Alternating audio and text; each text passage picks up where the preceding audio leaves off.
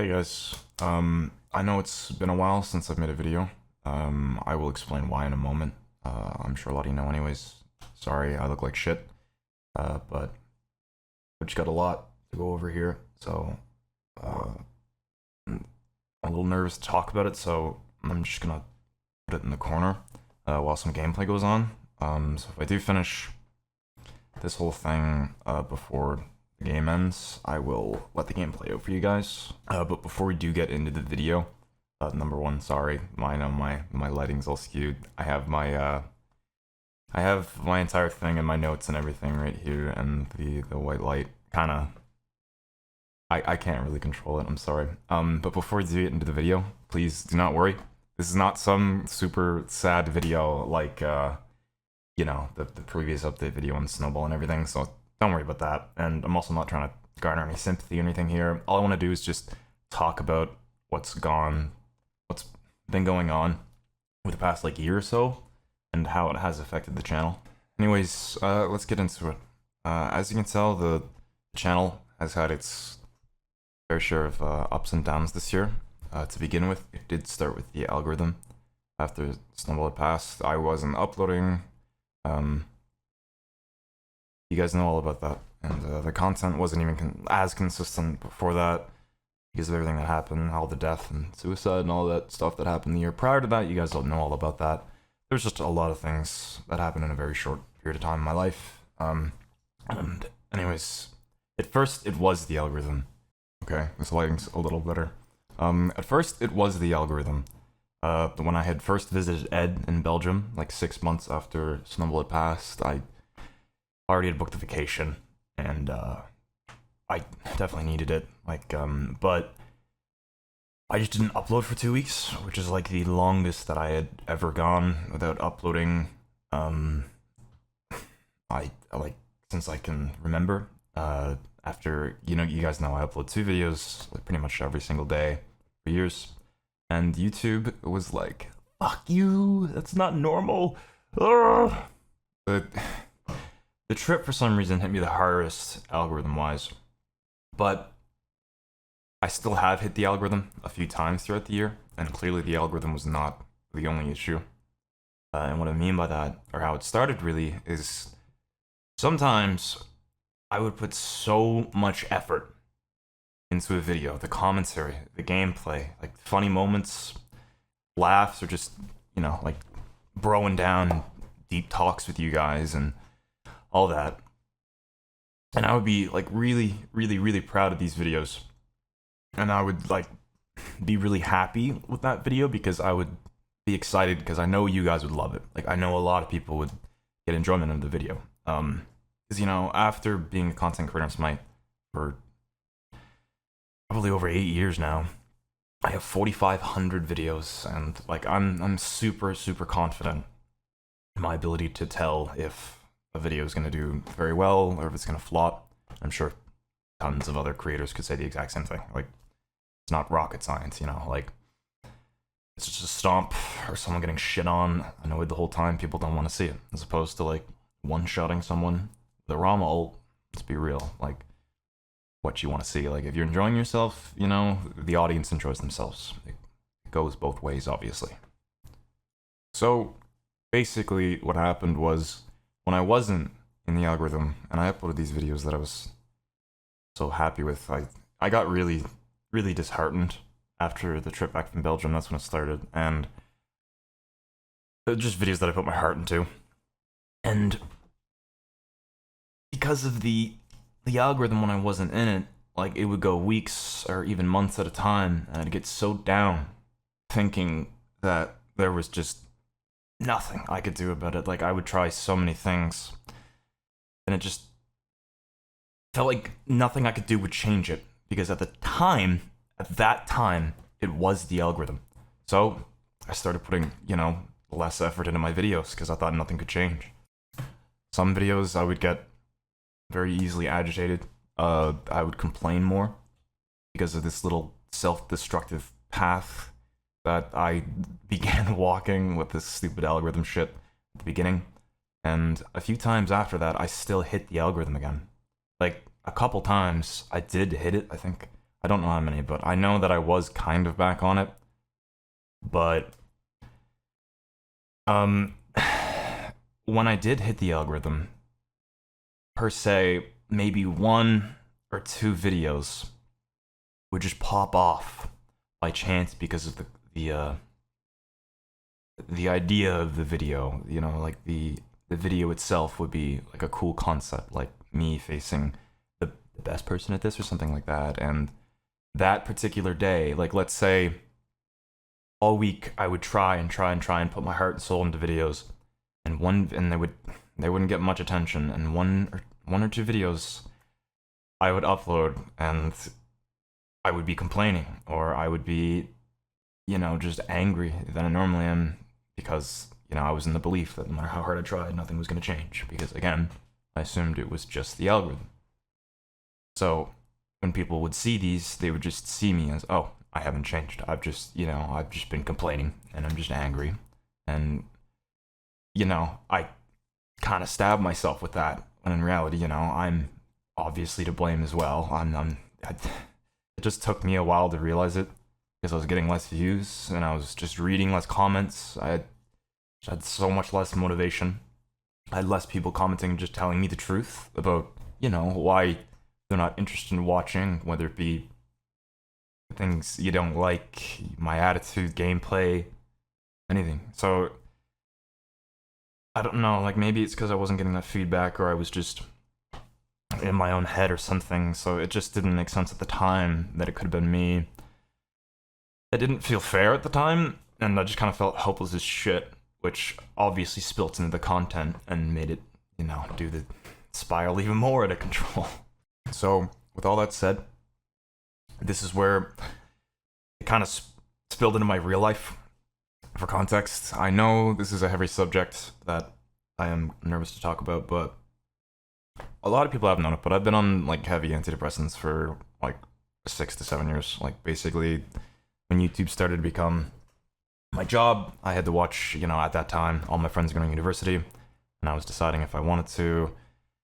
And I was just watching them live their lives, and I felt like I was missing.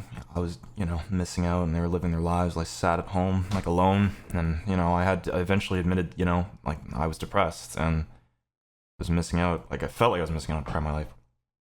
Anyways, a lot of us, like, sob story aside, a lot of us have our own reasons for taking medication, whether it be, ADHD, anxiety, depression. Like, we're at an age where so many people fucking struggle day to day, and taking a pill to make you feel better or normal should never be something to be ashamed of, which is, I don't know, the only reason that I'm even talking about it. Some people need medication to function, and, that's okay.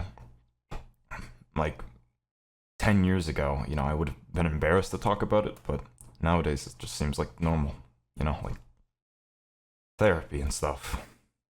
In regards to therapy, after Snowball had passed for over half a year, I went to intensive therapy for a very long time, and I really just didn't feel like I was going anywhere. So I felt like I just couldn't open up my heart to the subject, or really just, let my emotions come out. I was in denial, or I was pushing something down, or just emotions towards what happened, because my medication, it makes your emotions and your sadness kind of numb. Like, that's how kind of antidepressants work. You can, you can only get, like, if you're feeling sad, it'll only let you feel so much emotion. So let's say you're like so happy, it'll only let you get to here. But if you get so sad, it works like that. So it just kind of, there's like a numbness to it.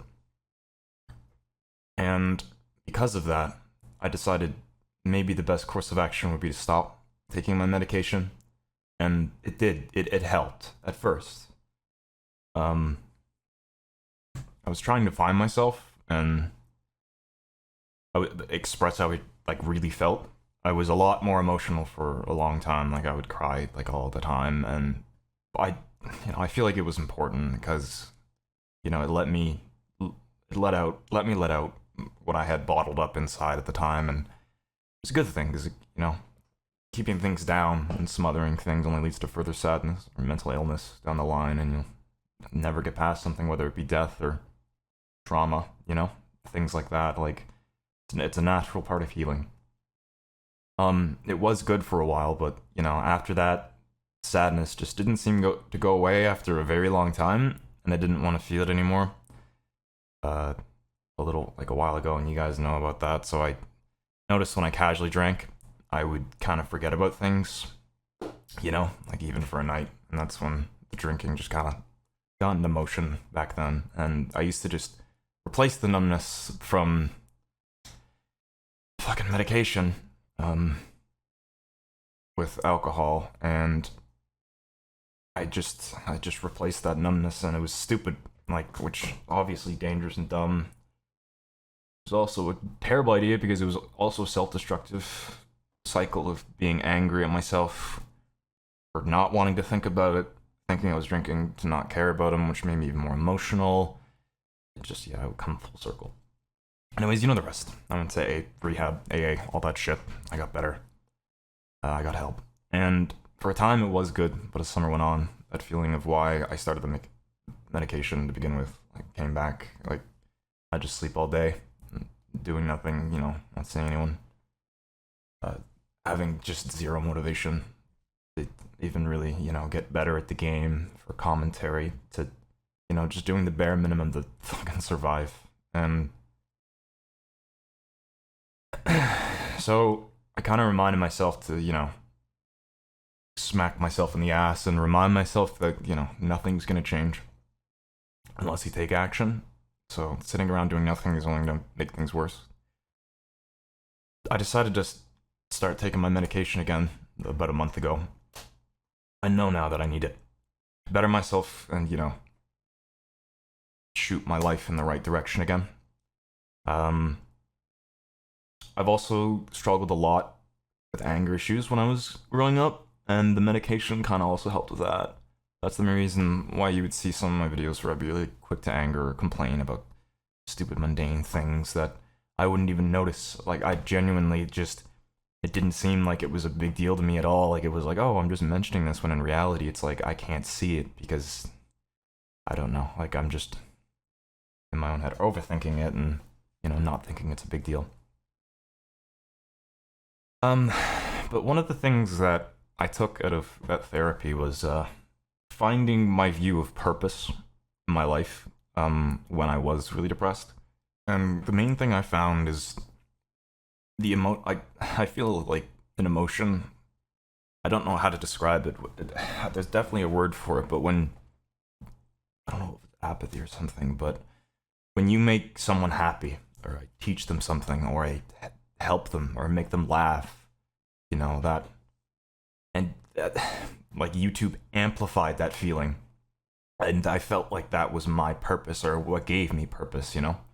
And as I grew on YouTube, my following grew, and I felt like I could make more and more people happy, or give advice, or tell someone, or tell some stupid joke and make people laugh and keep their mind off their day-to-day lives, because, you know, YouTube is a distraction. All the fucked up shit we're all going through in life, and I felt pride in the fact that I could help so many, even a little bit. The amount of love and affection and messages you guys have sent me about things that I've helped you with, and even just little things like making you laugh, and or anything like that, and the stories, the hundreds of stories and cool comments that I would get. I know I can't respond to all of them, for God's sakes, but, you know, reading those is what kind of gave me, you know, purpose. I don't know. Like, I don't know if that's some bullshit word for it, but my motivation, maybe that's the word.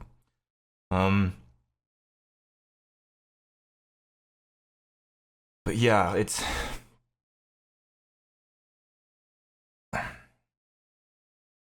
but who kind of like wants to sit down and watch someone who's depressing, you know?